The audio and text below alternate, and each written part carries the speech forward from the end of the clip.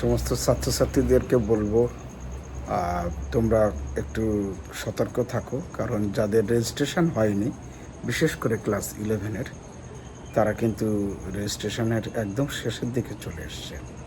কারণ তোমাদেরকে উচ্চ মাধ্যমিক শিক্ষা কাউন্সিল আর কি তোমাদেরকে নির্দেশ দিয়েছিল, সমস্ত হেডমাস্টারদেরকেই নির্দেশ দিয়েছিলেন যে 16 তারিখ থেকে 30 তারিখের মধ্যেই কিন্তু অনলাইন রেজিস্ট্রেশনটা কমপ্লিট করতে হবে। কিন্তু তোমরা হয়তো অনেকেই, আমি আজই একজনের কাছে শুনছিলাম যে সে এখনও রেজিস্ট্রেশনটা করেনি আর কি।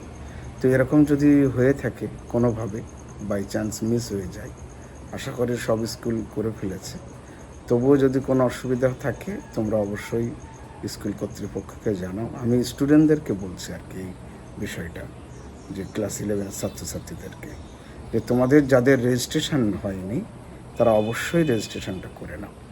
রেজিস্ট্রেশন বলতে তুমি কিন্তু এতদিন যে স্কুলে নাম নথিভুক্ত করেছো, অর্থাৎ ফর্ম ফিল আপ করেছো, ভর্তি হয়েছে, অ্যাডমিশন হয়েছে, এই রেজিস্ট্রেশনটা যদি না হয় তাহলে কিন্তু তোমার আশা করি ভর্তি কমপ্লিট হয়নি কিন্তু সেখানে, কারণ তুমি আগামী শিক্ষাবর্ষে পরীক্ষা দিতে পারবে না।